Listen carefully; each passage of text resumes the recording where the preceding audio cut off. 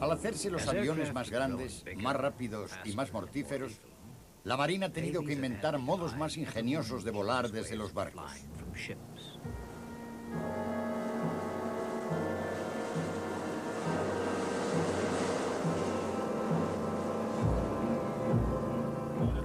Los marinos fueron de los primeros en comprender que los aviones se convertirían en un elemento indispensable para alcanzar la victoria en el mar.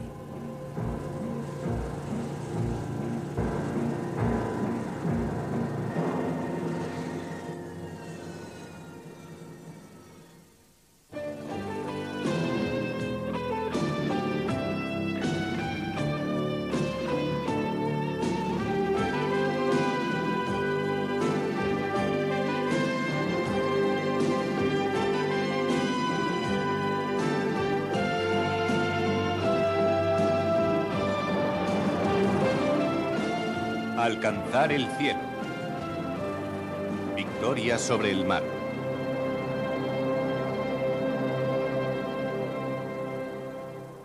Hoy, los Estados Unidos son los líderes mundiales en la aviación naval. Su marina es única por el tamaño y el número de sus portaaviones. Tiene 15, 5 de ellos de propulsión nuclear y pueden transportar 90 aviones cada uno. Todos los aviones navales han de ser muy duros. Las 30 toneladas de un cazarreactor de alta tecnología están a punto de aterrizar en solo 2 segundos. Cada aterrizaje es el producto de un fino equilibrio entre la habilidad del piloto y la precisión de los ingenieros, siempre al borde del desastre.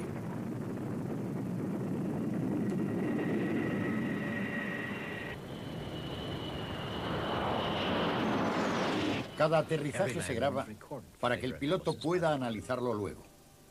El despegue no es menos analizado. El Tomcat tiene que alcanzar velocidad de vuelo en solo unos segundos, usando para ello la catapulta a vapor.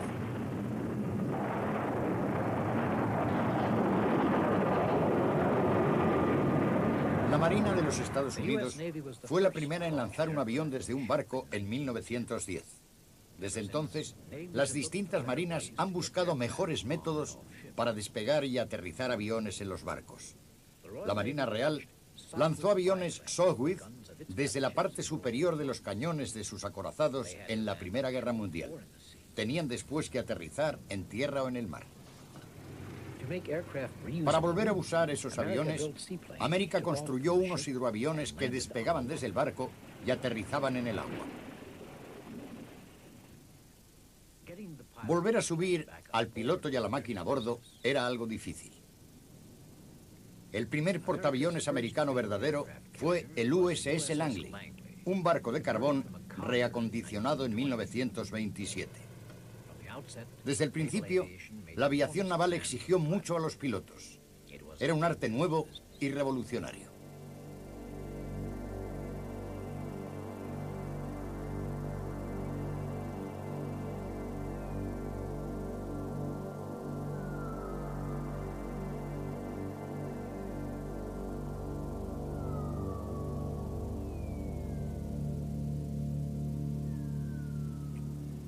Los pilotos navales hacen lo mismo que otros pilotos, pero lo hacen desde un barco. Para ello, necesitan una combinación especial de cualidades.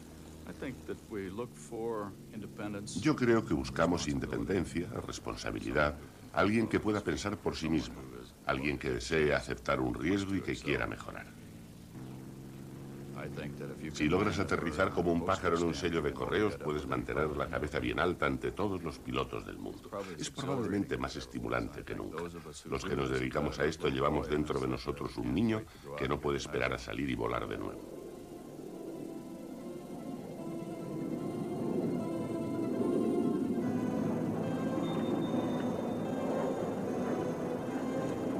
El día en que un piloto naval lleva a cabo el primer aterrizaje en una cubierta es un día clave en su carrera. Los americanos lo hacen a bordo de un portaaviones veterano de la Segunda Guerra Mundial, el USS Lexington, que sale de la costa del Golfo de México. Todos los aviadores navales tienen que hacerlo Y todos comparten la misma experiencia, una creciente tensión a medida que se acerca el día. Cuando voy a casa quiero relajarme, pero empiezo a pensar en el barco. Pienso en que tengo que ir allí y aterrizar por primera vez. Me siento y no dejo de pensar en ello. Sudo, me entran espasmos en el estómago y siento como poco a poco me domina la ansiedad. Durante las 2 últimas semanas me ha sido muy difícil dormir por la noche. Y eso que vuelo en un avión en el que en los últimos 6 meses he hecho ya 10 o 15 aterrizajes. Pero a uno no le sirve de mucho a la Marina si no aterriza con su avión en el barco.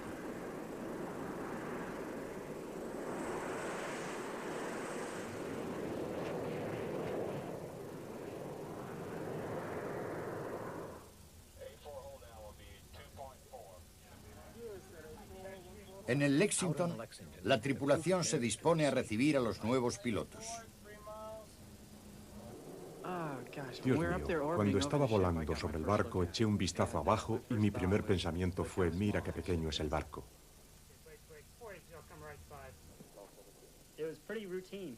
Todo el camino hasta llegar cerca del barco fue muy rutinario. Miré hacia abajo y me dije, no puedo creer que quieran que aterrice en esa cosita.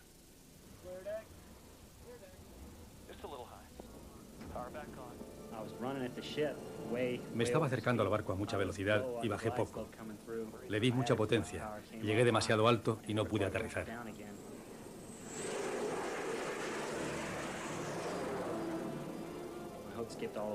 Mi gancho pasó por toda la cubierta, pero no acertó el cuarto alambre. Todo ocurrió demasiado deprisa. Yo no estaba preparado para todo lo que estaba ocurriendo. Mucha gente puede volar, pero solo unos pocos pueden volar hasta un portaaviones y aterrizar en él. Yo creo que es maravilloso ser capaz de hacerlo. Para mí es lo fundamental.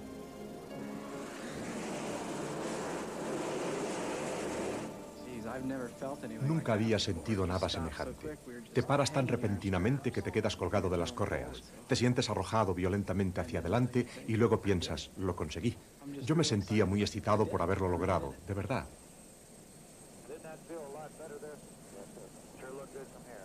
Una vez pasado ese hito, el aprendiz piloto tiene que enfrentarse inmediatamente a otro, su primer despegue. Un descanso para repostar y le llevan directamente a la cubierta de acero, al punto de despegue en la catapulta de vapor.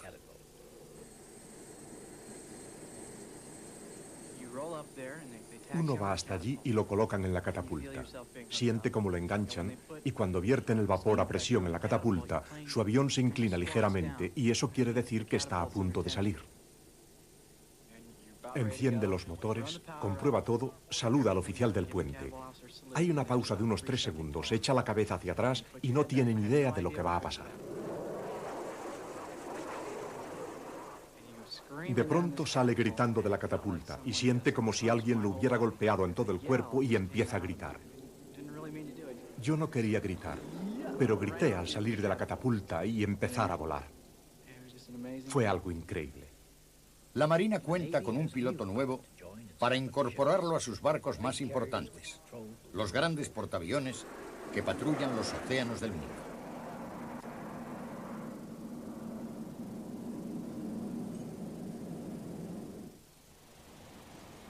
Antes de la Segunda Guerra Mundial, los barcos más importantes de todas las marinas eran los acorazados. La posición de un país en el mundo se medía por su número de acorazados. Los barcos se medían por el tamaño y el alcance de sus cañones. Podían lanzar un proyectil de 16 pulgadas a más de 30 kilómetros. El objetivo era alcanzar a los acorazados enemigos. Los marinos comprendieron pronto que un avión equipado con un torpedo podría atacar al enemigo desde una distancia mayor. Se desarrollaron aviones de torpedos, pero muchos almirantes seguían poniendo aún toda su confianza en los acorazados. Al acercarse la Segunda Guerra Mundial, los aviones de la Marina Real eran bastante viejos.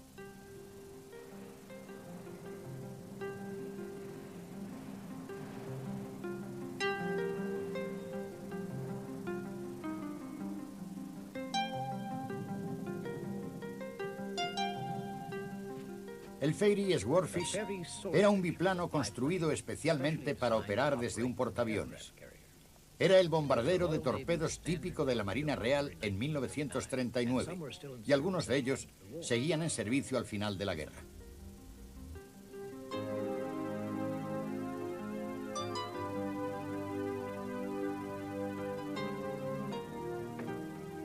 Su velocidad máxima era de 220 kilómetros por hora, solo ligeramente superior a la de los cazas de la guerra anterior. Su tripulación lo llamaba el Streamback, la bolsa de cuerdas.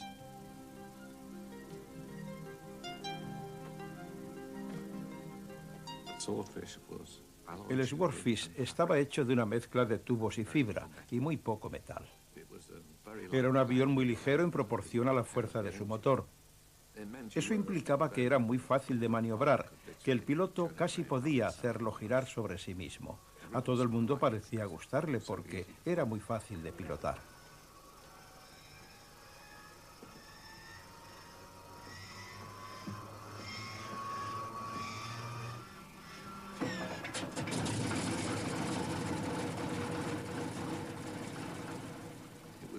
Se le tenía por un avión muy seguro, lo que resultaba reconfortante. Yo nunca oí hablar de ninguno que tuviera un fallo de motor o nada por el estilo.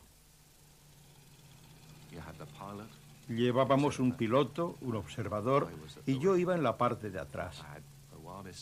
Tenía una radio y una metralleta Vickers que funcionaba a gas, muy pequeña en relación con los cañones que transportaban los Messerschmitt. Uno sentía que no tendría muchas posibilidades si le atacaban los cazas.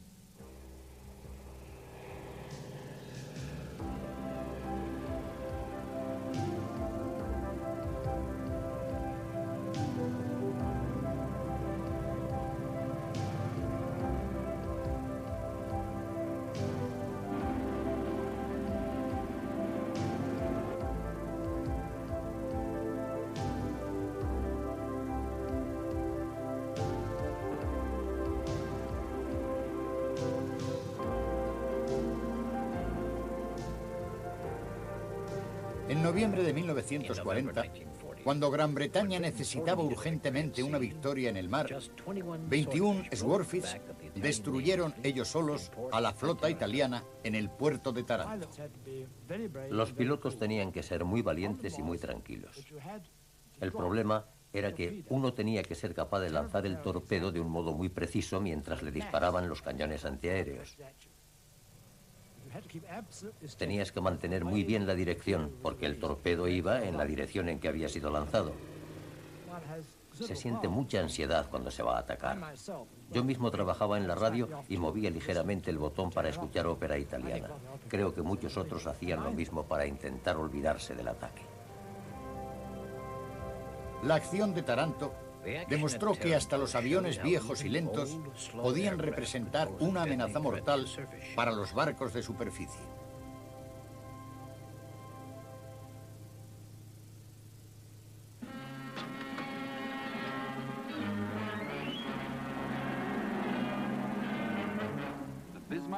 El Bismarck ha salido al mar, un barco grande y peligroso.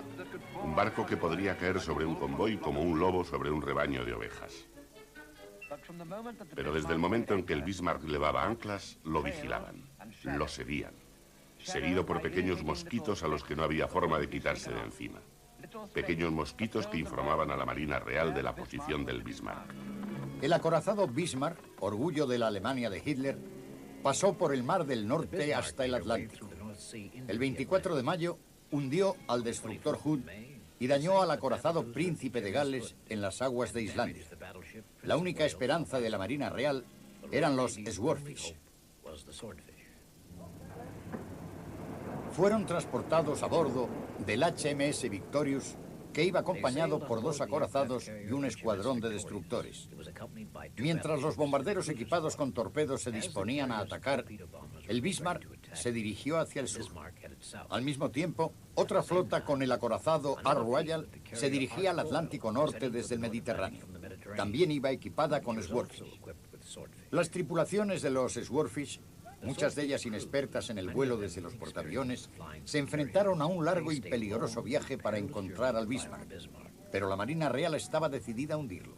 Las tripulaciones de Swordfish llevaron a cabo 2 ataques decisivos. Fuimos uno de los primeros escuadrones en ser equipados con ASB, que era un radar de aviones de combate que los capacitaba para localizar barcos e incluso periscopios en el mar. Por supuesto, lo que no sabíamos era que el Bismarck también llevaba un radar, pero lo usaban para disparar, para calcular el alcance.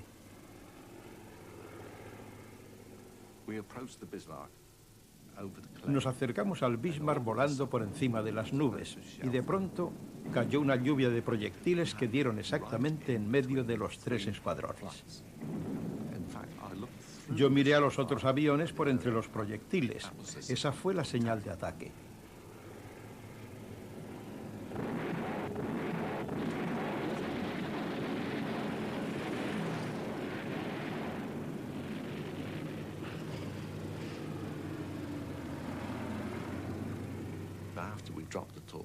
Después lanzamos los torpedos y nos dimos la vuelta creyendo que estábamos a salvo.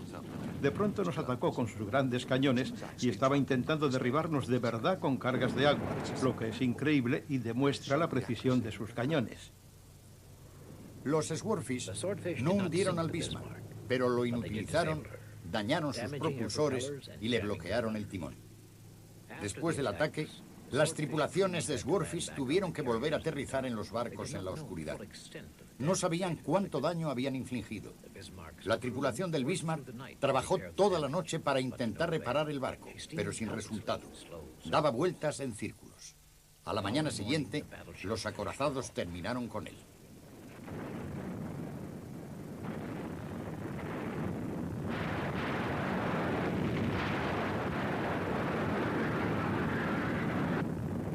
El hundimiento del Bismarck había demostrado una vez más lo vulnerables que eran los barcos de superficie cuando se les atacaba desde el aire. Y también había demostrado lo importantes que eran los aviones para llevar a cabo misiones de reconocimiento en el mar. Alemania no tenía portaaviones, pero reacondicionó algunos aviones de transporte Focke-Wulf, convirtiéndolos en aviones de patrulla. Se llamaron Condors. Los Condors operaban desde bases francesas. Tenían una autonomía de vuelo superior a los 3.200 kilómetros y podían permanecer en el aire durante 14 horas seguidas. Su papel principal consistía en registrar el Atlántico buscando convoyes de barcos mercantes que transportaran provisiones de guerra de América a Gran Bretaña e informar a la Marina alemana de su posición y de su progreso. El cuartel general de la Marina alemana recibía toda la información y la pasaba a los comandantes de los submarinos, que eran los encargados de infligir el auténtico daño.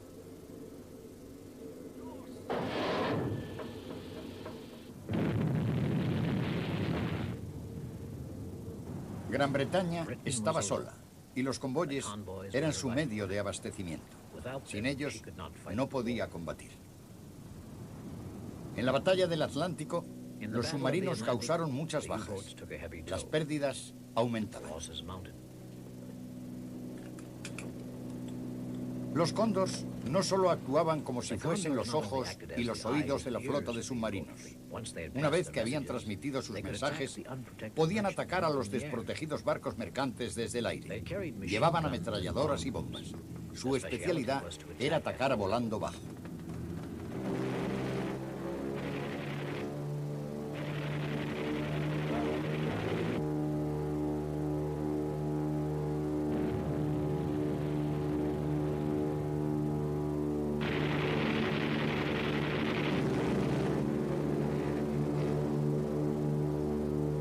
Los portaaviones británicos estaban muy ocupados protegiendo los barcos de guerra de la Marina. Los ataques continuaron durante un tiempo sin encontrar resistencia. Hacia la mitad y el final de 1940, la situación en el Atlántico se estaba volviendo muy grave. Estábamos perdiendo muchos barcos en los convoyes como resultado del cóndor alemán. Teníamos que hacer algo urgentemente y yo escribí una nota sugiriendo que lo que necesitábamos era llevar cazas al Atlántico lo antes posible. Y sugerí que pusieran cazas Hurricanes en los barcos mercantes y los catapultaran desde los barcos con una catapulta muy sencilla. En aquellos tiempos el profesor Lindman estaba inventando todos esos cohetes, así que los usamos para impulsar la catapulta.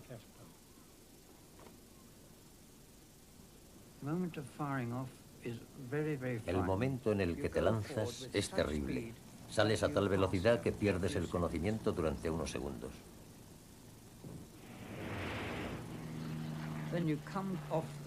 Entonces despegas y cuando vuelves a recuperar el conocimiento te encuentras volando. Era una sensación muy extraña. El Cóndor tiene unas 6 posiciones de disparo y uno quiere mantenerse fuera de la línea de fuego, así que si ataca de frente va directamente por el piloto. Solo con que pueda terminar con el piloto, el avión está acabado. Después del ataque, uno se da cuenta de que tiene que volver a su barco y el único modo en que puede hacerlo es lanzándose en paracaídas. Es una experiencia terrible dar vueltas alrededor del convoy durante 2 horas pensando, dentro de 2 horas tengo que saltar de este avión. Y yo, que no había usado un paracaídas en mi vida, no sabía exactamente lo que tenía que hacer. Pero entonces bajé 600 metros, lo que fue una experiencia muy agradable. Y aterricé en el agua que estaba fría y te hacía sentir muy desdichado. Lo peor de todo era ver que el convoy seguía avanzando y no sabía si te iban a recoger o no. Y es sorprendente lo grande que te parece el océano en esas condiciones. La gente puede pensar que es terrible que sacrificáramos los Hurricanes, pero a mí personalmente me preocupaban más los pilotos. Eran unos hombres muy valientes. Los Hurricanes, lanzados por catapulta, no eran más que un modo de ganar tiempo. Lo que se necesitaba de verdad era un modo barato y rápido de proporcionar protección con cazas a los convoyes. El próximo paso consistió en transformar los barcos mercantes en portaaviones, colocándoles una cubierta plana de acero de punta a punta del barco, debajo de la cual el barco aún podía llevar grano, aceite o la carga que transportaba normalmente. A estos siguieron unos portaaviones de escolta, construidos especialmente, aunque todavía algo rudimentario. Para equiparlos con cazas, Gran Bretaña transformó su famoso Spitfire para poder usarlo en el mar. No tuvo tanto éxito como había tenido en la batalla de Inglaterra. El Seafire carecía de la fuerza y de la autonomía necesarias para operaciones navales. Mucho más eficaz fue el caza naval americano, el Grumman Wildcat, que la Marina Real compró en grandes cantidades y rebautizó con el nombre de Martlet. Los portaaviones de escolta tuvieron un gran éxito, pero solo eran una parte en la batalla del Atlántico. La principal amenaza a los convoyes seguía proviniendo de los submarinos y los cazas solo podían atacarlos cuando estaban en la superficie. La respuesta que se dio a la amenaza de los submarinos fue establecer patrullas marítimas de aviones con sus bases en tierra y que tenían mucha autonomía de vuelo. El Comando Costero de la Real Fuerza Aérea estaba equipado con grandes aviones, los SOR Sunderland. Estos transportaban bombas y cargas de profundidad y ametralladoras. También iban provistos de radar.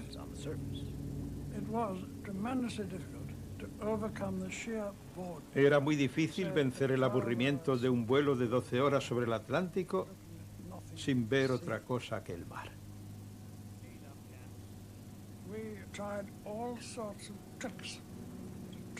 Probamos todo tipo de trucos para intentar mantener alerta a las tripulaciones. Intentamos hacer las comidas tan variadas como nos era posible. Intentamos cambiarlos de puesto en el avión para que un hombre no tuviera que sentarse durante 12 horas enfrente de una torreta, para que hubiera algún cambio.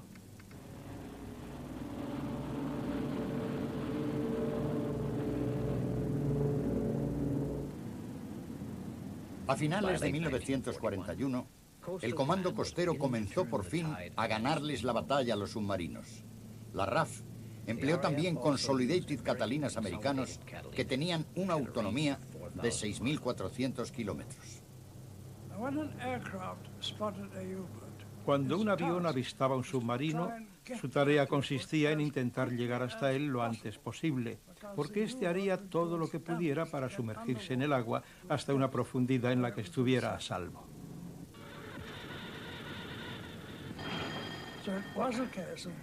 Así que tenías que bajar a toda potencia lo más rápidamente que pudieras para intentar que el submarino estuviera a tu alcance antes de darle tiempo a sumergirse.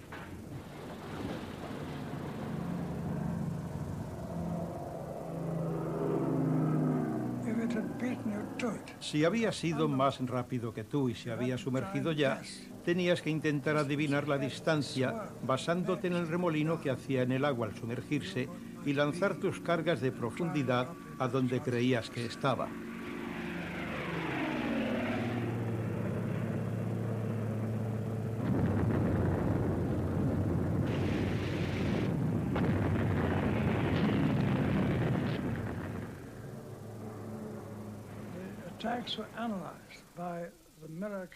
Una cámara grababa los ataques, porque si ese submarino había sido destruido, no queríamos perder tiempo buscándolo al día siguiente.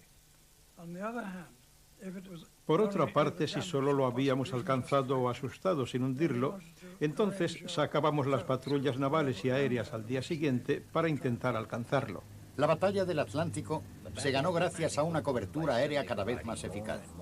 Los cazas que volaban desde las bases en tierra entraron en la batalla, ayudando finalmente a acercar a los submarinos en el medio del océano donde operaban.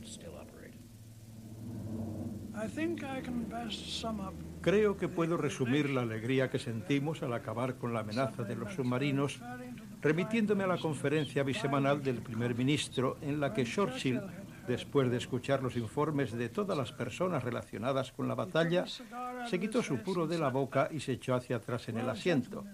«Bien, caballeros», dijo, «ahora sabemos cómo se siente el gato cuando se ha comido al ratón, muy satisfecho». Pero mucho antes de ganar la batalla del Atlántico, la lucha por el control del otro gran océano del mundo, el Pacífico, estaba en marcha. Japón había planeado hacía tiempo construir un imperio en Asia y en el Pacífico, y la Marina japonesa había acumulado un gran poder aéreo como parte de ese plan. La única amenaza a las ambiciones japonesas provenía de América. Su base de Pearl Harbor, en el norte, daba a la Marina estadounidense una ventaja estratégica. Pearl Harbor estaba más allá del alcance de los bombarderos con base en tierra. Así que en diciembre de 1941, Japón envió su flota, incluidos 6 portaaviones, a lanzar un ataque por sorpresa. El objetivo más importante de este plan era la destrucción de los portaaviones americanos.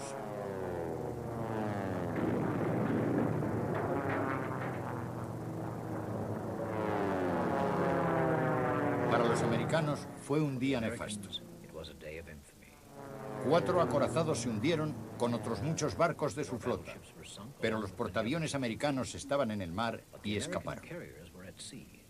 Fue un día triste, el día en que el almirante Halsey, al mando de los portaaviones, regresó a Pearl Harbor para encontrarse con el desastre. Ahora, con los acorazados destruidos, la Marina de los Estados Unidos tenía que confiar en sus aviadores para contraatacar. Teníamos muchas ganas de atacar a los japoneses por ese ataque sorpresa a Pearl Harbor. Había cosas que uno sentía que debía hacer y hacía todo lo posible por llevarlas a cabo, por vengar lo que les había ocurrido a algunos de nuestros compañeros. América no tenía los medios para atacar inmediatamente el territorio japonés porque sus bombarderos tampoco tenían la autonomía suficiente. Así que improvisaron. En abril de 1942, la Marina usó el portaaviones Hornet para transportar una fuerza de 16 bombarderos B-25 de la Fuerza Aérea bajo el mando del general Jimmy Doolittle, hasta una distancia desde la que pudieran atacar Tokio. Bombardearon la ciudad y siguieron volando hasta China. El ataque solo produjo daños insignificantes. Hubo algunas pérdidas, pero dio un gran empujón a la moral americana. Un mes después, tuvo lugar la batalla del Mar del Coral. Se vio ya cómo iban a ser las batallas navales del futuro. Los barcos de guerra de los dos bandos permanecieron a una distancia de hasta 320 kilómetros, lanzándose ataques aéreos unos contra otros. Era la primera vez que los aviones decidían completamente el resultado de una batalla naval. América perdió el portaaviones USS Lexington, aunque consiguieron salvar a muchos de sus tripulantes y de sus aviones. Pero Japón perdió el portaaviones Ojo y el Shokaku fue dañado gravemente. Cuando las dos flotas volvieron a enfrentarse un mes después, el poder aéreo de la Marina japonesa estaba muy debilitado. La batalla de Midway tuvo lugar desde el 4 hasta el 7 de junio de 1942. El servicio de inteligencia americano había desvelado las claves navales japonesas. Mientras el almirante Yamamoto se preparaba para atacar la isla Midway, el almirante Nimitz pudo atacarle por sorpresa. Los portaaviones japoneses estaban a la defensiva. Se las arreglaron para lanzar a sus cazas Cero. Para entonces, los primeros bombarderos de torpedos americanos estaban listos para atacar. Yo vi cómo aniquilaban a mi escuadrón. Cuando llegué a tenerlo al alcance de mi torpedo, sabía ya que mi escuadrón había sido destruido. Fui el único que pudo acercarse lo suficiente para lanzar un torpedo. Elegí a un tipo que disparaba un cañón antiaéreo y me lancé hacia él. Y él pensó que yo iba a caerle encima porque soltó el arma cuando pasé sobre su cabeza. No le acerté por una distancia de unos 2,5 metros. Pasé por entre toda la flota japonesa y salí por el otro lado antes de que me derribaran. Los bombarderos americanos de torpedos que volaron muy bajo sufrieron grandes pérdidas. Los bombarderos que volaron en picado sufrieron menos bajas e infligieron más daños. La batalla de Midway fue un momento crucial en la guerra. 3 de los grandes portaaviones japoneses fueron alcanzados y el núcleo del poder naval japonés fue destruido.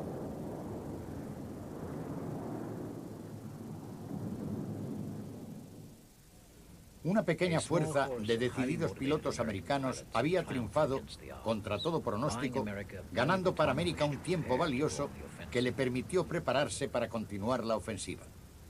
Nuevos aviones salían de las fábricas. La industria americana se puso al servicio de la guerra. Los pilotos expertos volvían para entrenar a una nueva generación de aviadores navales. Éramos jóvenes, recién salidos del colegio, razonablemente inteligentes, físicamente en forma. Y si no íbamos a aspirar nosotros a convertirnos en aviadores navales, que creíamos que era la especialidad más difícil de la aviación, si no lo intentábamos nosotros, entonces ¿quién? Recuerdo a un piloto que se subió a su asiento. Yo le até las correas y estuvimos hablando un rato. Él sudaba mucho. Y yo le pregunté, ¿estás cómodo? Y él me dijo, estoy cómodo. Estoy sudando porque sé lo que tengo que hacer. Y le pregunté, ¿cómo te sientes al despegar en este avión? Y me dijo, estamos en guerra, y si es necesario morir para ganar esta guerra, voy a salir en este avión. Yo no sabía de dónde sacaban tanto valor.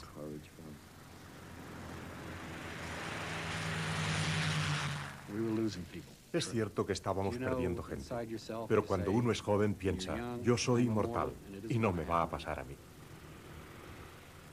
Supongo que en lo que podríamos llamar un turno de servicio, uno perdía el 60 o el 70% de sus hombres. Así que o te endurecías o te hacías pedazos. Para mí lo más triste es que no me parecía justo que hombres así debieran estar ahí.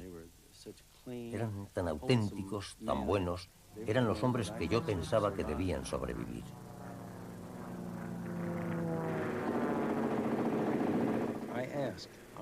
Le pregunté a nuestro mayor héroe del momento cómo era el ataque a un destructor y me dijo, ¿ha mirado usted alguna vez en el interior de un alto horno? El truco de llevar a cabo un buen ataque consiste en acercar mucho el avión al objetivo.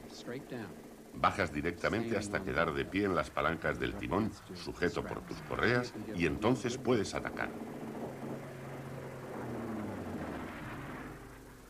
Al empezar América, la sangrienta tarea de expulsar a los japoneses de sus bases en las islas, los marinos de tierra empezaron a confiar en el apoyo aéreo. A su vez, los pilotos de los aviones de ataque contaban con la protección de los pilotos de los cazas navales.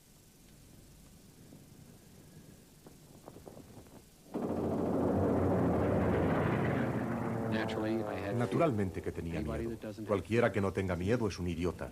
El miedo te estimula, hace que fluya tu adrenalina, te agudiza todos los sentidos. Tienes que aprender a que el miedo trabaje para ti. Una gran parte del trabajo la hacíamos por instinto. Los Cero podían subir mucho más rápido que nosotros. Bajábamos, bajaban ellos. Subíamos, subían ellos y disparabas. Se colocaban exactamente donde tú querías.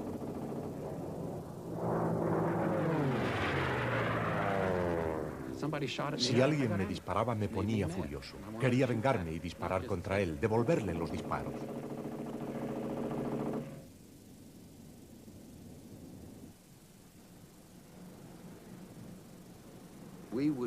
Esperábamos mucho tiempo a que volvieran estos aviones. Hubo muchas veces en las que llegaban y era un misterio cómo iban a aterrizar.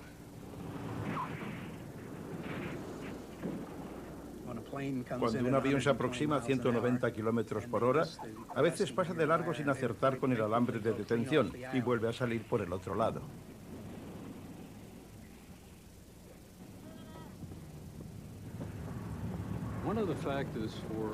Uno de los factores que influyeron en el gran número de accidentes tenía que ver con el cansancio del piloto. El cansancio se acumulaba en el cuerpo, se perdía concentración. A veces ni siquiera eras consciente de ello. Simplemente perdías concentración al iniciar la maniobra de aproximación.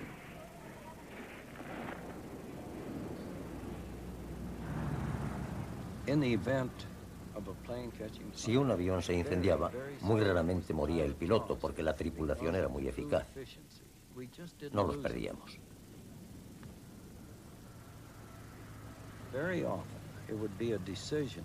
Con mucha frecuencia teníamos que tomar la decisión de ordenar a un piloto que amerizara para no poner en peligro al portaaviones, porque a veces había demasiado trabajo para ocuparnos de él y de su aterrizaje en la cubierta.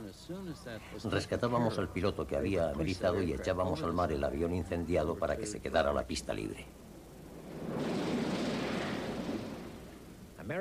El poderío naval americano se basaba ahora firmemente en el poder aéreo. Los portaaviones eran los barcos claves de la flota que se dirigía al Japón. El poder aéreo y naval japonés se fue debilitando cada vez más a medida que la flota americana se acercaba. Así que Japón recurrió a medidas desesperadas para acabar con eso.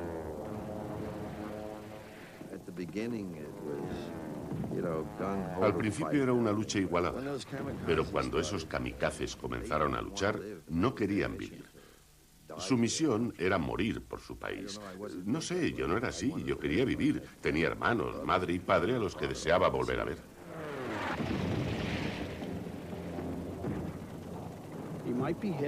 Le dábamos, estaba ardiendo y aún seguía luchando. Pero uno tiene que hacer el trabajo. El portaaviones era su objetivo. Así que lo principal era disparar tantos proyectiles como fuera posible.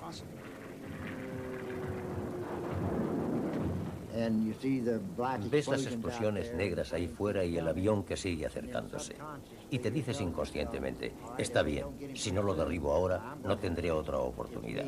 Él o yo.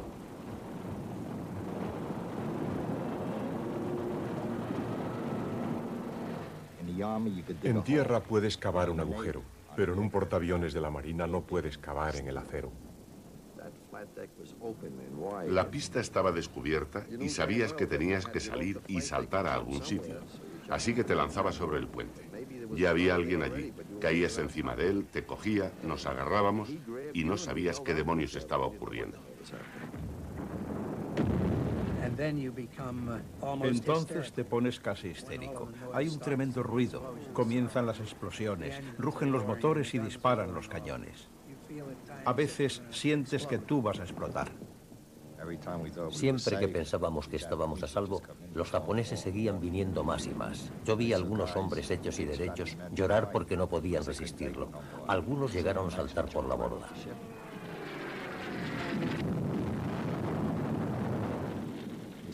Uno ve a sus amigos apagando un fuego y de pronto cae una bomba y ya no vuelve a verlos. Y si teníamos la mala suerte de llevar combustible en los aviones o de que estuvieran cargados con cohetes o bombas, en el hangar de cubierta los fuegos eran terribles.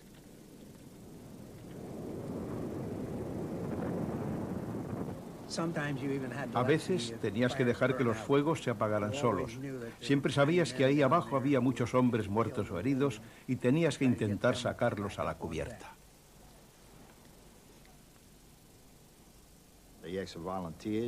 Pedían voluntarios para llenar bolsas marinas. Llenar bolsas marinas es poner cuerpos en ellas. Si no encuentras un cuerpo completo, coges lo que encuentras alrededor y formas un cuerpo. Y te pagan por ello. Creo que daban $1.60 por bolsa. La Marina sufrió muchas pérdidas, pero sus pilotos habían demostrado su dominio del aire, tanto al apoyar a la flota como al apoyar operaciones en tierra. La victoria en el Pacífico, cuando se produjo, se debió mucho a los pilotos navales.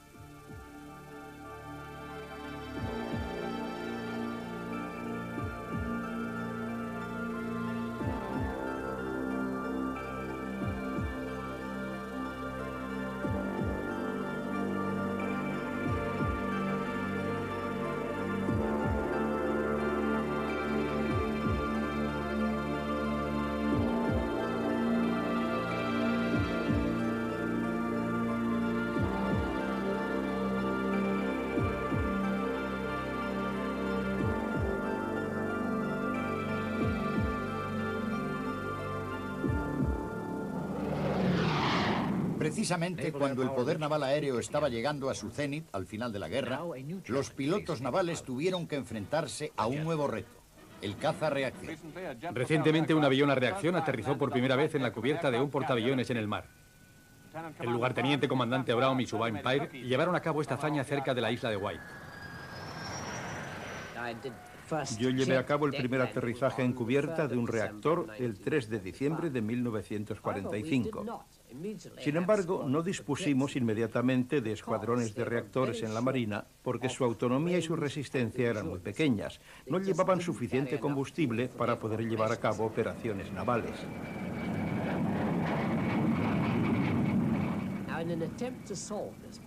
En un intento por resolver este problema, pusimos en práctica una idea muy radical llamada la cubierta de goma.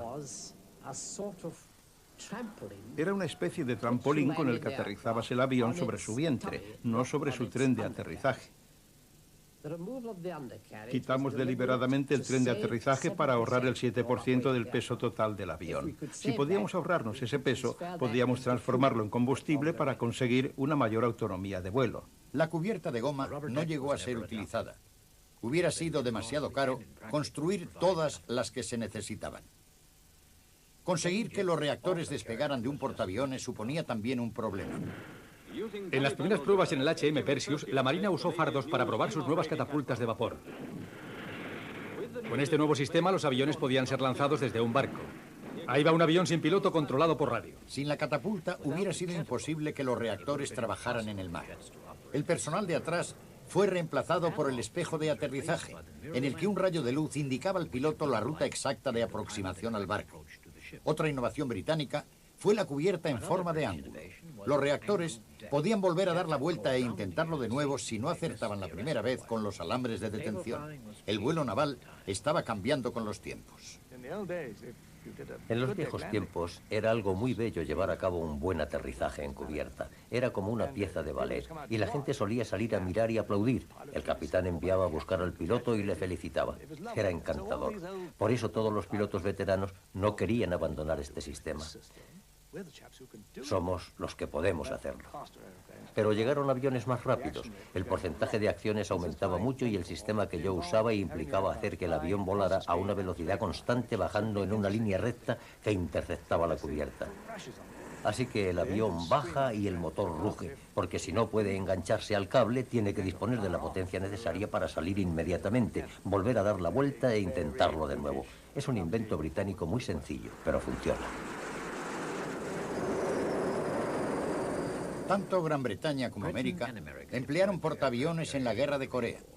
Pero al declinar el poder de Gran Bretaña como potencia mundial, América fue la encargada de construir una nueva generación de portaaviones más grandes que reflejaran la nueva tecnología.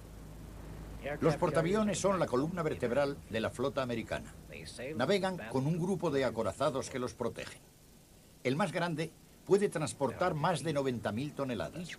Todos son como una pequeña ciudad que surcara los océanos del mundo, con una población de entre 5 y 6.000 personas. No hay ningún otro país cuyos portaaviones puedan compararse. La Unión Soviética tiene 5.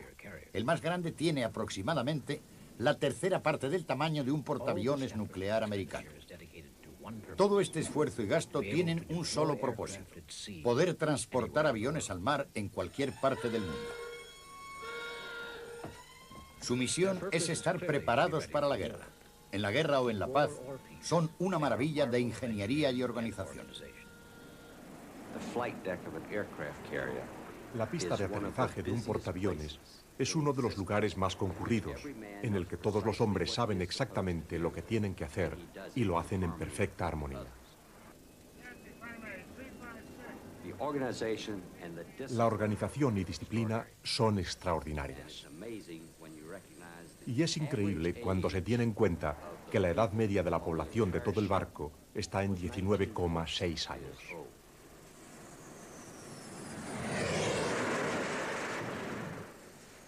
Construidos para ser parte clave del poder de una superpotencia, los modernos portaaviones de la Marina Americana nunca han participado en una batalla naval. Han sido utilizados para proteger el poder americano en todo el mundo. Su despliegue más significativo tuvo lugar en la Guerra de Vietnam. Allí sirvieron como aeropuertos flotantes fuera de la costa y lejos de los ataques de la guerrilla contra la que podían lanzar ataques aéreos. Yo nunca había visto un poder aéreo empleado con tanta eficacia desde un portaaviones. No creo que los Estados Unidos hubieran podido seguir la guerra en Vietnam del Norte sin los portaaviones. Los pilotos navales en Vietnam hicieron muchos de los trabajos que sus predecesores habían realizado en la Segunda Guerra Mundial: atacar aviones, bombardear al enemigo, apoyar a las tropas de tierra, mientras que los pilotos de los cazas combatían por el control de los cielos.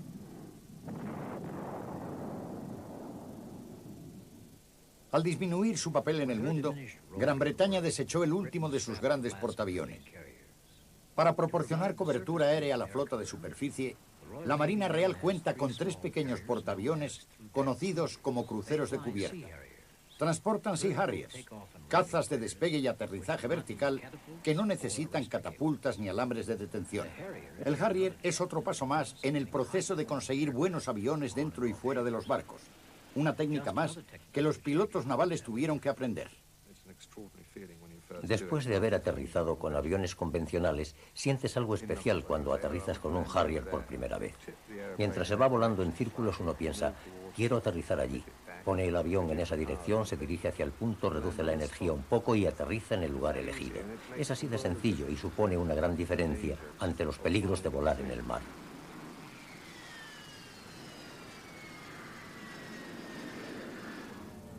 En 1982, Argentina invadió las Islas Malvinas, la única colonia británica en el Atlántico Sur.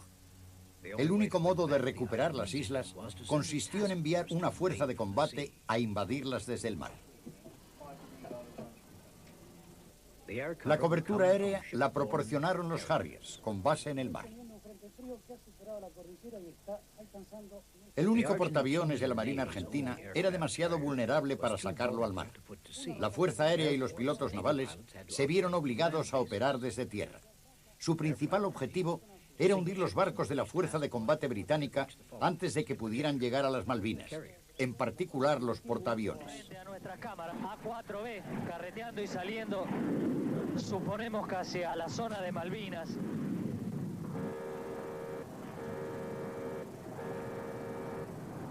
Los pilotos de los Harriers navales hicieron 1.600 salidas y derribaron más de 20 cazas a reacción en combate aéreo, perdiendo solo 6 aviones y 2 pilotos. Sin embargo, los aviones argentinos pudieron hundir 6 barcos británicos, demostrando una vez más lo vulnerables que son los barcos de superficie ante un ataque aéreo. El HMS Sheffield fue alcanzado por un misil de agua Exocet lanzado desde un avión. La amenaza de los Exocets mantuvo a los portaaviones británicos a casi 300 millas náuticas de las Malvinas. Desde allí, les era difícil proporcionar toda la cobertura aérea necesaria. Los aviones argentinos causaron muchas bajas en la fuerza de combate cuando ésta llegó a la isla. Pero el clima en el Atlántico Sur era con frecuencia tan malo que los Harriers no pudieron volar y los soldados tuvieron que combatir sin el apoyo aéreo que necesitaban. Los Harriers solo volaron unos 25 minutos sobre las Malvinas, pero pudieron prestar apoyo a los soldados al acercarse estos a la capital, Port Stanley. Roger, a bit plus of where we were aiming. Bomb's gone. There's the bomb. Right on. Got it. Roger, I can now confirm that the bomb actually landed on the mark. Over. Hay una bandera blanca sobre Stanley. Es maravilloso. Sin los aviones navales, hubiera sido imposible recapturar las Malvinas. No era la clase de guerra para la que Gran Bretaña estaba preparada, ni el tipo de guerra para la que estaba equipada la Marina. Hubiera sido mejor para nosotros si hubiéramos tenido el F-14 con misiles Fénix, no hay duda. Fuimos allí con una canción y una oración, confiando en que nos bastaría con lo que teníamos. Yo hubiera preferido disponer de 3 o 4 de los portaaviones americanos para hacer el trabajo. Los portaaviones americanos no solo patrullan los océanos del mundo en época de paz, también actúan como embajadores errantes de América. En la guerra serían muy vulnerables a un ataque, tanto desde el aire como desde debajo del mar.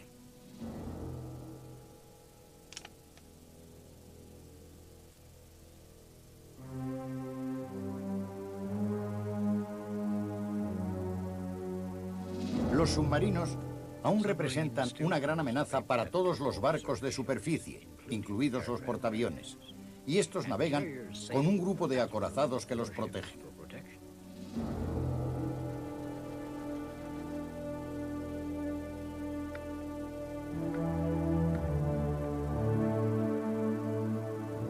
Los aviones de patrulla de largo alcance y los barcos están equipados con una gran disposición de defensas electrónicas contra torpedos y misiles. Solo la guerra podría demostrar su verdadera eficacia.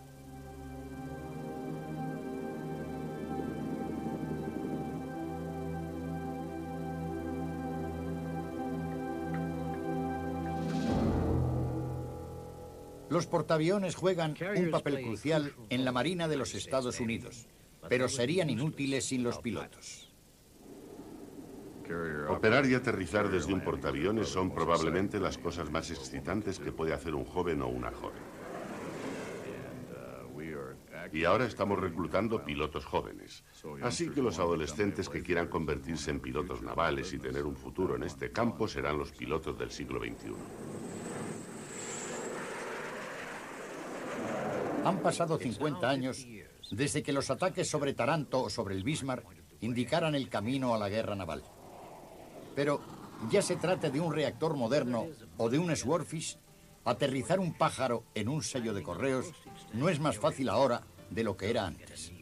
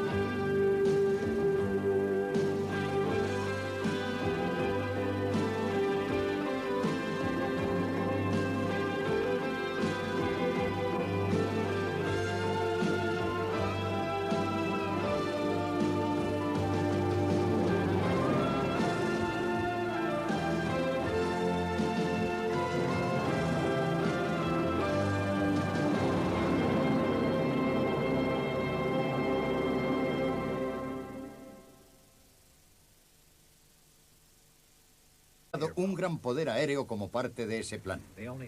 La única amenaza a las ambiciones japonesas provenía de América. Su base de Pearl Harbor, en el norte, daba a la Marina estadounidense una ventaja estratégica. Pearl Harbor estaba más allá del alcance de los bombarderos con base en tierra. Así que en diciembre de 1941, Japón envió su flota, incluidos 6 portaaviones, a lanzar un ataque por sorpresa. El objetivo más importante de este plan era la destrucción de los portaaviones americanos.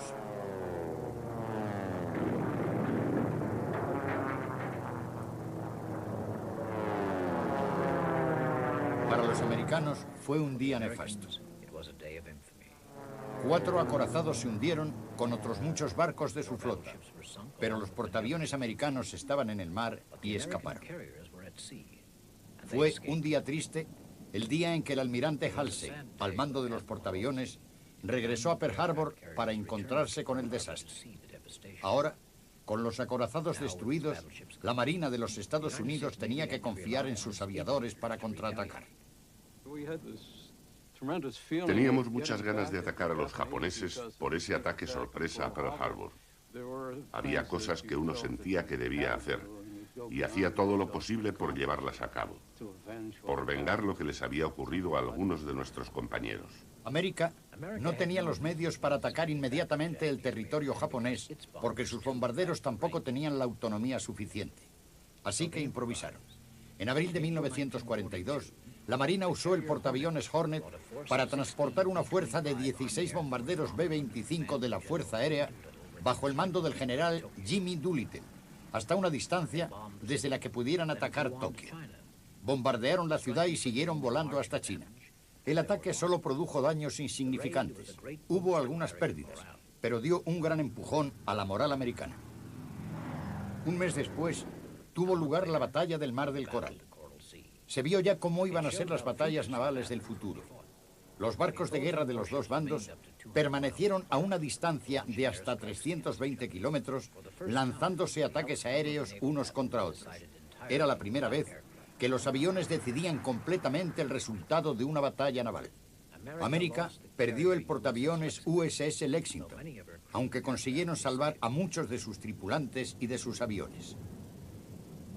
Pero Japón perdió el portaaviones Ojo y el Shokaku fue dañado gravemente. Cuando las dos flotas volvieron a enfrentarse un mes después, el poder aéreo de la Marina japonesa estaba muy debilitado. La batalla de Midway tuvo lugar desde el 4 hasta el 7 de junio de 1942. El servicio de inteligencia americano había desvelado que se vieron obligados a operar desde tierra.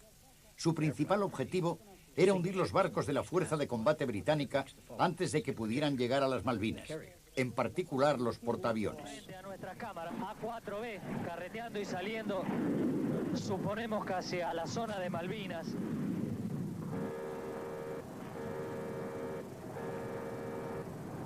Los pilotos de los Harriers navales hicieron 1.600 salidas y derribaron más de 20 cazas a reacción en combate aéreo, perdiendo solo 6 aviones y 2 pilotos. Sin embargo, los aviones argentinos pudieron hundir 6 barcos británicos, demostrando una vez más lo vulnerables que son los barcos de superficie ante un ataque aéreo. El HMS Sheffield fue alcanzado por un misil de agua Exocet lanzado desde un avión. La amenaza de los Exocets mantuvo a los portaaviones británicos a casi 300 millas náuticas de las Malvinas. Desde allí, les era difícil proporcionar toda la cobertura aérea necesaria. Los aviones argentinos causaron muchas bajas en la fuerza de combate cuando ésta llegó a la isla. Pero el clima en el Atlántico Sur era con frecuencia tan malo que los Harriers no pudieron volar y los soldados tuvieron que combatir sin el apoyo aéreo que necesitaban. Los Harriers solo volaron unos 25 minutos sobre las Malvinas, pero pudieron prestar apoyo a los soldados al acercarse estos a la capital, Port Stanley. Roger, a bit plus of where we were aiming on top. There's the bomb, right on, got it, Roger. I can now confirm that the bomb actually landed on the mark, over. Hay una bandera blanca sobre Stanley. Es maravilloso. Sin los aviones navales, hubiera sido imposible recapturar las Malvinas. No era la clase de guerra para la que Gran Bretaña estaba preparada, ni el tipo de guerra para la que estaba equipada la Marina.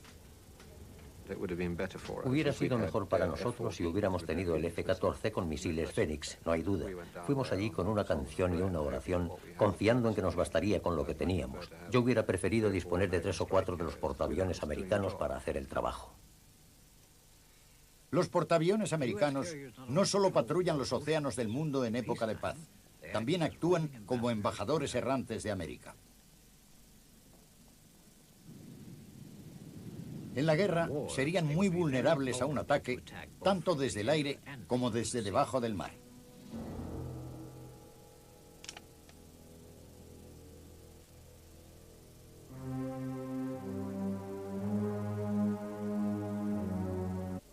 La cobertura aérea la proporcionaron los Harriers, con base en el mar. El único portaaviones de la Marina Argentina era demasiado vulnerable para sacarlo al mar.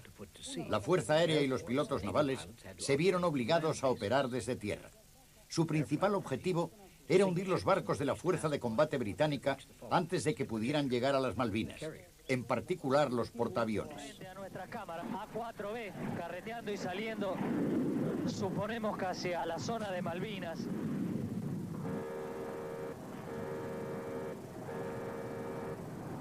Los pilotos de los Harriers navales hicieron 1.600 salidas y derribaron más de 20 cazas a reacción en combate aéreo, perdiendo solo 6 aviones y 2 pilotos. Sin embargo, los aviones argentinos pudieron hundir 6 barcos británicos, demostrando una vez más lo vulnerables que son los barcos de superficie ante un ataque aéreo. El HMS Sheffield fue alcanzado por un misil de agua Exocet lanzado desde un avión. La amenaza de los Exocets mantuvo a los portaaviones británicos a casi 300 millas náuticas de las Malvinas. Desde allí, les era difícil proporcionar toda la cobertura aérea necesaria. Los aviones argentinos causaron muchas bajas en la fuerza de combate cuando ésta llegó a la isla. Pero el clima en el Atlántico Sur era con frecuencia tan malo que los Harriers no pudieron volar y los soldados tuvieron que combatir sin el apoyo aéreo que necesitaban. Los Harriers solo volaron unos 25 minutos sobre las Malvinas, pero pudieron prestar apoyo a los soldados al acercarse estos a la capital, Port Stanley. Roger, a bit plus of where we were aiming on top. There's bomb, right on, got it, Roger. I can now confirm that the bomb actually landed on the mark, over. Hay una bandera blanca sobre Stanley. Es maravilloso. Sin los aviones navales, hubiera sido imposible recapturar las Malvinas. No era la clase de guerra para la que Gran Bretaña estaba preparada, ni el tipo de guerra para la que estaba equipada la Marina. Hubiera sido mejor para nosotros si hubiéramos tenido el F-14 con misiles Fénix, no hay duda. Fuimos allí con una canción y una oración, confiando en que nos bastaría con lo que teníamos. Yo hubiera preferido disponer de 3 o 4 de los portaaviones americanos para hacer el trabajo. Los portaaviones americanos no solo patrullan los océanos del mundo en época de paz, también actúan como embajadores errantes de América. En la guerra serían muy vulnerables. Vamos a llamar un turno de servicio, uno perdía el 60 o el 70% de sus hombres.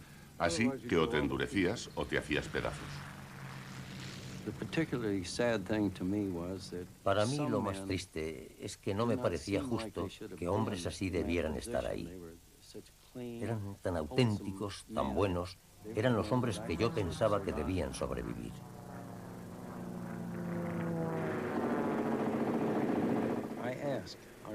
Le pregunté a nuestro mayor héroe del momento cómo era el ataque a un destructor y me dijo, ¿ha mirado usted alguna vez en el interior de un alto horno?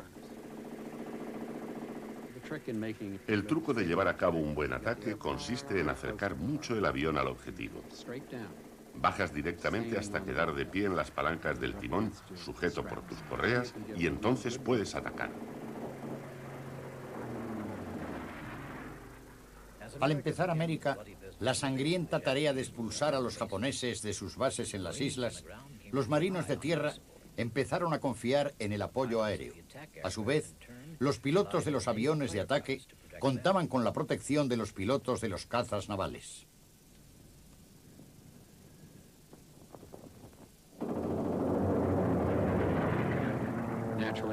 Naturalmente que tenía miedo. Cualquiera que no tenga miedo es un idiota. El miedo te estimula, hace que fluya tu adrenalina, te agudiza todos los sentidos. Tienes que aprender a que el miedo trabaje para ti. Una gran parte del trabajo la hacíamos por instinto. Los Cero podían subir mucho más rápido que nosotros.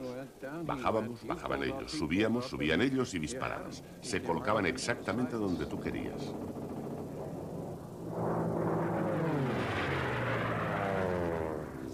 Si alguien me disparaba, me ponía furioso. Quería vengarme y disparar contra él, devolverle los disparos.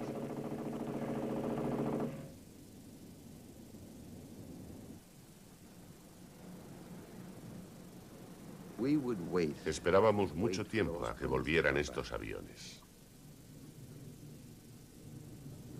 Hubo muchas veces en las que llegaban y era un misterio cómo iban a aterrizar. Cuando un avión se aproxima a 190 kilómetros por hora, a veces pasa de largo sin acertar con el alambre de detención y vuelve a salir por el otro lado.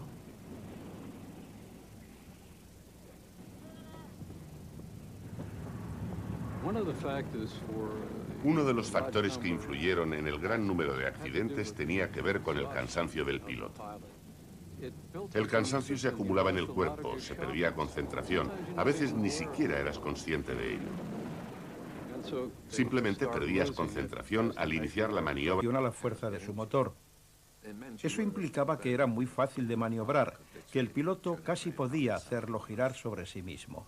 A todo el mundo parecía gustarle porque era muy fácil de pilotar.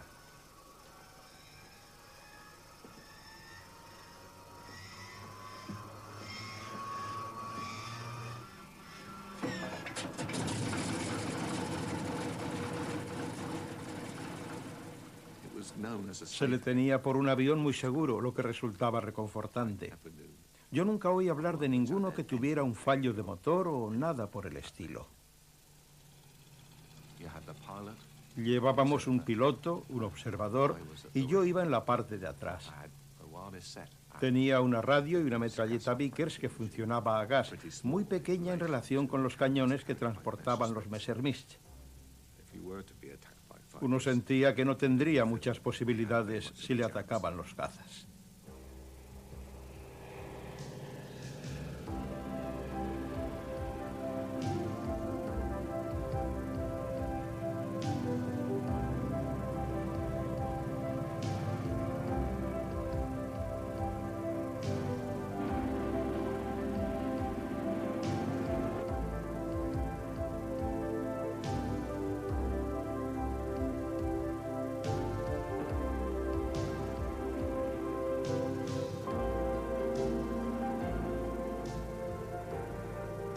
En noviembre de 1940, cuando Gran Bretaña necesitaba urgentemente una victoria en el mar, 21 Swarfists destruyeron ellos solos a la flota italiana en el puerto de Taranto.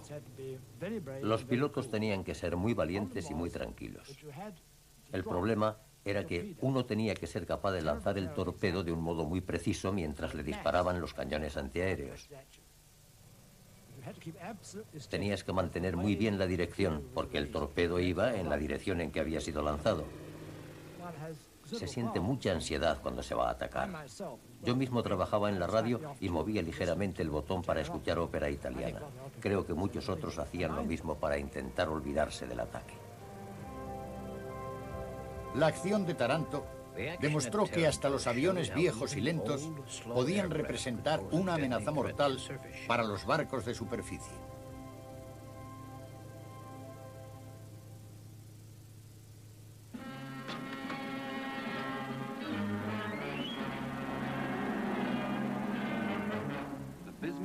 El Bismarck ha salido al mar, un barco grande y peligroso.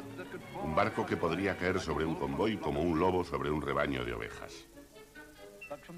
Pero desde el momento en que el Bismarck levaba anclas, lo vigiló. Estaban en la superficie. La respuesta que se dio a la amenaza de los submarinos fue establecer patrullas marítimas de aviones con sus bases en tierra y que tenían mucha autonomía de vuelo. El Comando Costero de la Real Fuerza Aérea estaba equipado con grandes aviones, los SOR Sunderland. Estos transportaban bombas y cargas de profundidad y ametralladoras. También iban provistos de radar.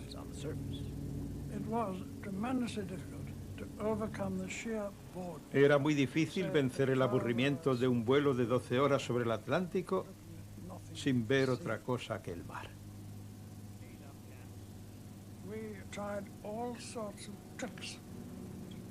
Probamos todo tipo de trucos para intentar mantener alerta a las tripulaciones.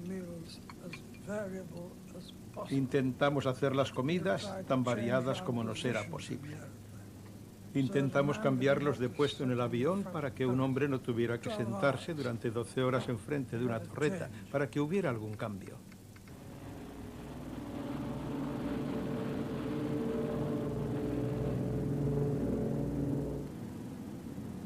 A finales de 1941, el Comando Costero comenzó por fin a ganarles la batalla a los submarinos. La RAF empleó también Consolidated Catalinas americanos que tenían una autonomía de 6.400 kilómetros. Cuando un avión avistaba un submarino, su tarea consistía en intentar llegar hasta él lo antes posible, porque éste haría todo lo que pudiera para sumergirse en el agua hasta una profundidad en la que estuviera a salvo.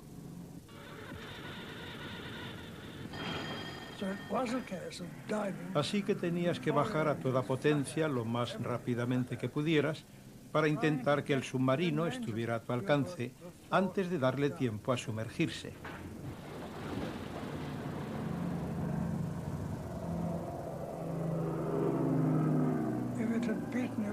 Si había sido más rápido que tú y se había sumergido ya, tenías que intentar adivinar la distancia basándote en el remolino que hacía en el agua al sumergirse y lanzar tus cargas de profundidad a donde creías que estaba.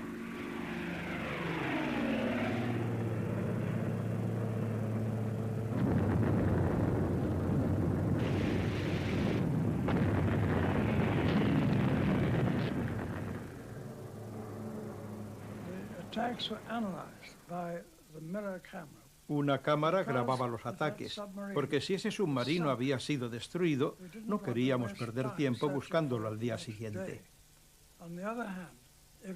Por otra parte, si solo lo habíamos alcanzado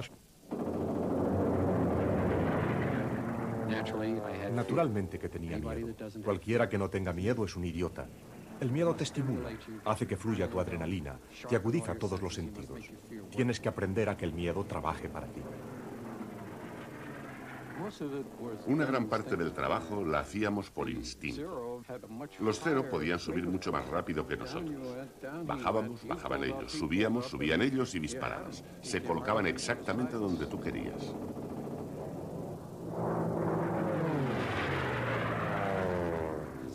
Si alguien me disparaba, me ponía furioso. Quería vengarme y disparar contra él, devolverle los disparos.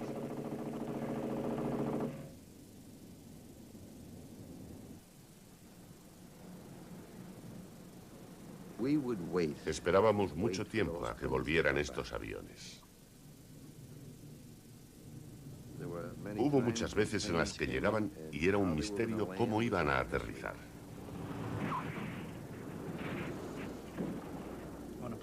Cuando un avión se aproxima a 190 kilómetros por hora, a veces pasa de largo sin acertar con el alambre de detención y vuelve a salir por el otro lado.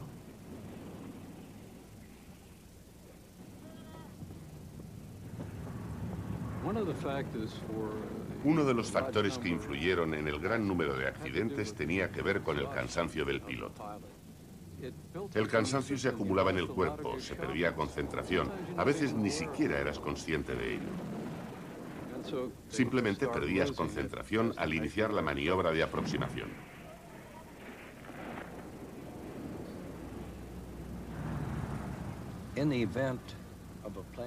Si un avión se incendiaba, muy raramente moría el piloto porque la tripulación era muy eficaz. No los perdíamos.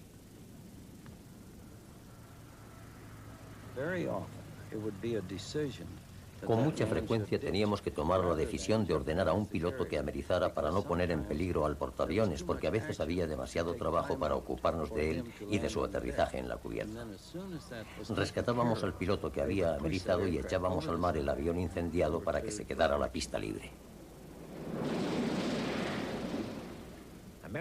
El poderío naval americano se basaba ahora firmemente en el poder aéreo. Los portaaviones eran los barcos claves de la flota que se dirigía al Japón.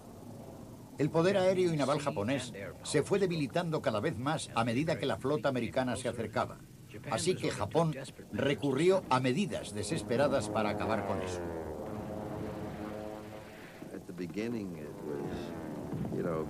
Al principio era una lucha igualada, pero cuando esos kamikazes comenzaron a luchar, no querían vivir.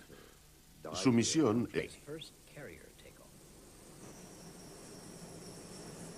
un descanso para repostar y le llevan directamente a la cubierta de acero, al punto de despegue en la catapulta de vapor.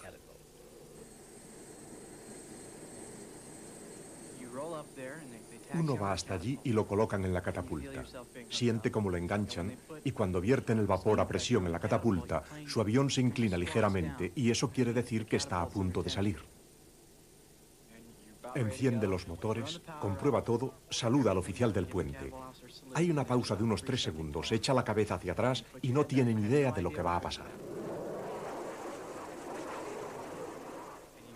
De pronto sale gritando de la catapulta y siente como si alguien lo hubiera golpeado en todo el cuerpo y empieza a gritar. Yo no quería gritar, pero grité al salir de la catapulta y empezar a volar. Fue algo increíble. La Marina cuenta con un piloto nuevo para incorporarlo a sus barcos más importantes, los grandes portaaviones que patrullan los océanos del mundo.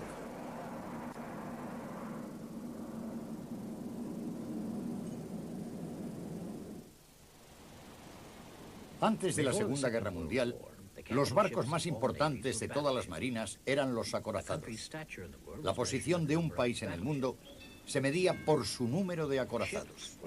Los barcos se medían por el tamaño y el alcance de sus cañones. Podían lanzar un proyectil de 16 pulgadas a más de 30 kilómetros. El objetivo era alcanzar a los acorazados enemigos. Los marinos comprendieron pronto que un avión equipado con un torpedo podría atacar al enemigo desde una distancia mayor. Se desarrollaron aviones de torpedos, pero muchos almirantes seguían poniendo aún toda su confianza en los acorazados. Al acercarse la Segunda Guerra Mundial, los aviones de la Marina Real eran bastante viejos.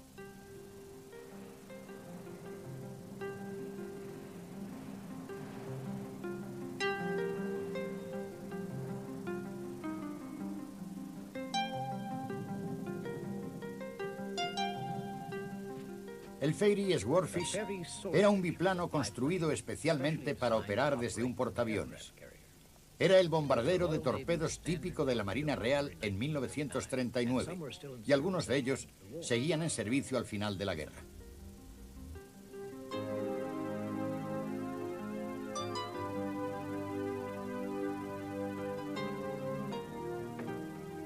Su velocidad máxima era de 220 kilómetros por hora. Solo ligeramente superior a la de los cazas de la guerra anterior. Su tripulación lo llamaba el Cubierta.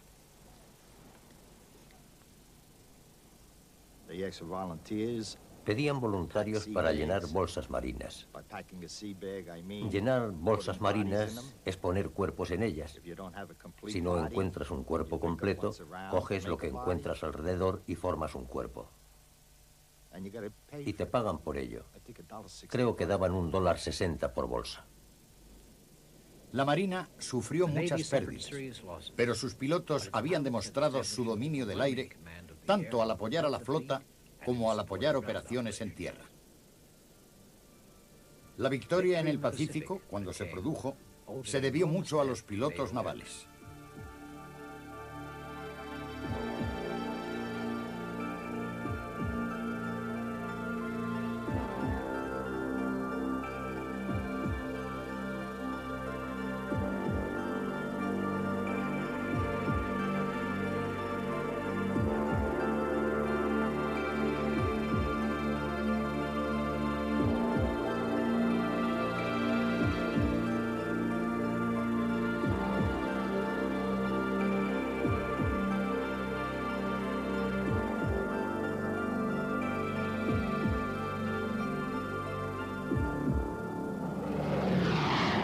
Precisamente cuando el poder naval aéreo estaba llegando a su cenit al final de la guerra, los pilotos navales tuvieron que enfrentarse a un nuevo reto, el caza a reacción.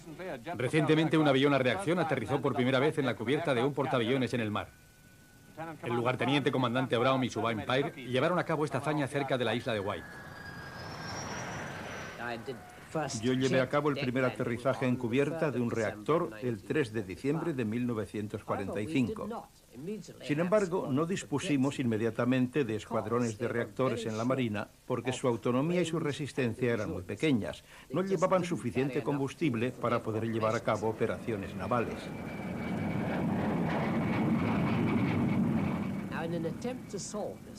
En un intento por resolver este problema, pusimos en práctica una idea muy radical llamada la cubierta de goma. Era una especie de trampolín con el que aterrizabas el avión sobre su vientre, no sobre su tren de aterrizaje. Quitamos deliberadamente el tren de aterrizaje para ahorrar el 7% del peso total del avión. Si podíamos ahorrarnos ese peso, podíamos transformarlo en combustible para conseguir una mayor autonomía de vuelo. La cubierta de goma no llegó a ser utilizada. Hubiera sido demasiado caro construir todas las que se necesitaban. Conseguir que los reactores despegaran de un portaaviones suponía también un problema. En las primeras pruebas en el HM Perseus, la Marina usó fardos para probar sus nuevas catapultas de... Los Condors operaban desde bases francesas. Tenían una autonomía de vuelo superior a los 3.200 kilómetros y podían permanecer en el aire durante 14 horas seguidas. Su papel principal consistía en registrar el Atlántico buscando convoyes de barcos mercantes que transportaran provisiones de guerra de América a Gran Bretaña e informar a la Marina alemana de su posición y de su progreso. El cuartel general de la Marina alemana recibía toda la información y la pasaba a los comandantes de los submarinos, que eran los encargados de infligir el auténtico daño.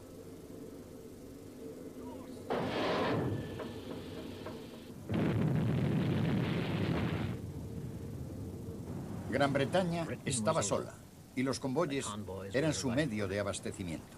Sin ellos no podía combatir. En la batalla del Atlántico, los submarinos causaron muchas bajas. Las pérdidas aumentaban. Los Condors no solo actuaban como si fuesen los ojos y los oídos de la flota de submarinos.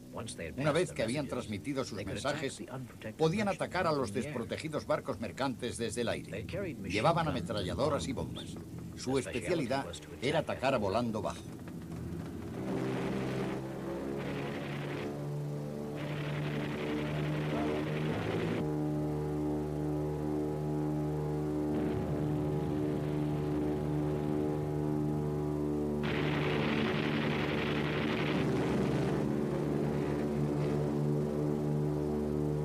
Los portaaviones británicos estaban muy ocupados protegiendo los barcos de guerra de la Marina.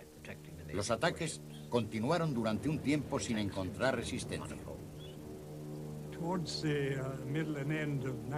Hacia la mitad y el final de 1940, la situación en el Atlántico se estaba volviendo muy grave. Estábamos perdiendo muchos barcos en los convoyes como resultado del cóndor alemán. Teníamos que hacer algo urgentemente, y yo escribí una nota sugiriendo que lo que necesitábamos era llevar cazas al Atlántico lo antes posible. Y sugerí que pusieran cazas Hurricanes en los barcos mercantes y los catapultaran desde los barcos con una catapulta muy sencilla. En aquellos tiempos el profesor Lindman estaba inventando todos esos cohetes, así que los usamos para impulsar la catapulta.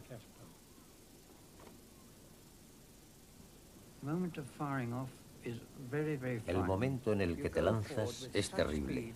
Sales a tal velocidad que pierdes el conocimiento durante unos segundos.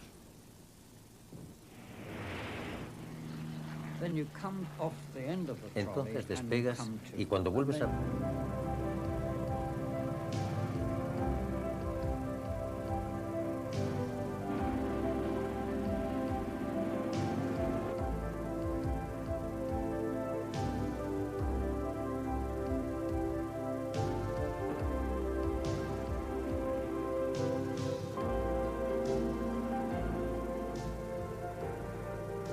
En noviembre de 1940, cuando Gran Bretaña necesitaba urgentemente una victoria en el mar, 21 Swarfish destruyeron ellos solos a la flota italiana en el puerto de Taranto. Los pilotos tenían que ser muy valientes y muy tranquilos. El problema era que uno tenía que ser capaz de lanzar el torpedo de un modo muy preciso mientras le disparaban los cañones antiaéreos. Tenías que mantener muy bien la dirección, porque el torpedo iba en la dirección en que había sido lanzado. Se siente mucha ansiedad cuando se va a atacar. Yo mismo trabajaba en la radio y movía ligeramente el botón para escuchar ópera italiana. Creo que muchos otros hacían lo mismo para intentar olvidarse del ataque. La acción de Taranto demostró que hasta los aviones viejos y lentos podían representar una amenaza mortal para los barcos de superficie.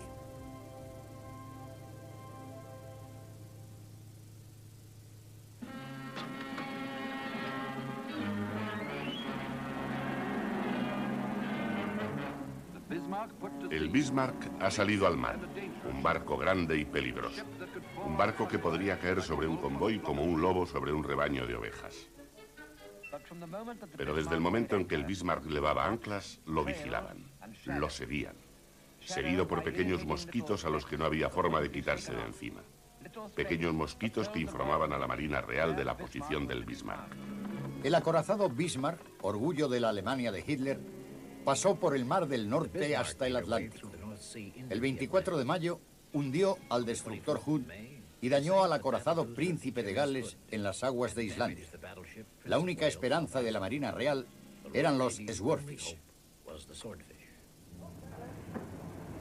Fueron transportados a bordo del HMS Victorious, que iba acompañado por 2 acorazados y un escuadrón de destructores.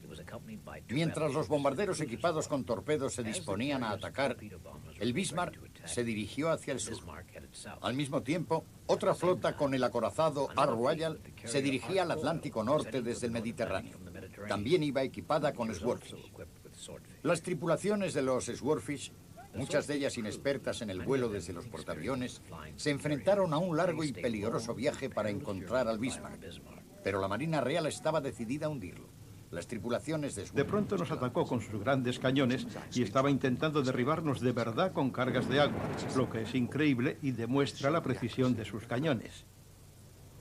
Los Swordfish no hundieron al Bismarck, pero lo inutilizaron, dañaron sus propulsores y le bloquearon el timón. Después del ataque, las tripulaciones de Swordfish tuvieron que volver a aterrizar en los barcos en la oscuridad. No sabían cuánto daño habían infligido. La tripulación del Bismarck trabajó toda la noche para intentar reparar el barco, pero sin resultado. Daba vueltas en círculos. A la mañana siguiente, los acorazados terminaron con él.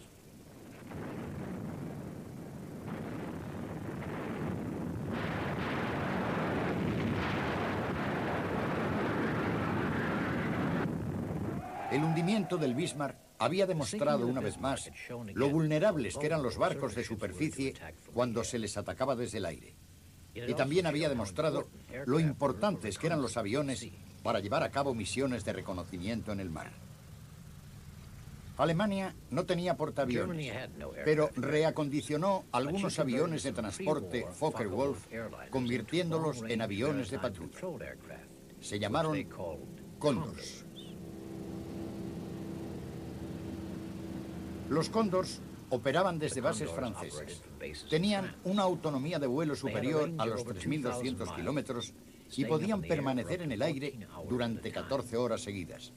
Su papel principal consistía en registrar el Atlántico buscando convoyes de barcos mercantes que transportaran provisiones de guerra de América a Gran Bretaña e informar a la Marina alemana de su posición y de su progreso. El cuartel general de la Marina alemana recibía toda la información y la pasaba a los comandantes de los submarinos, que eran los encargados de infligir el auténtico daño.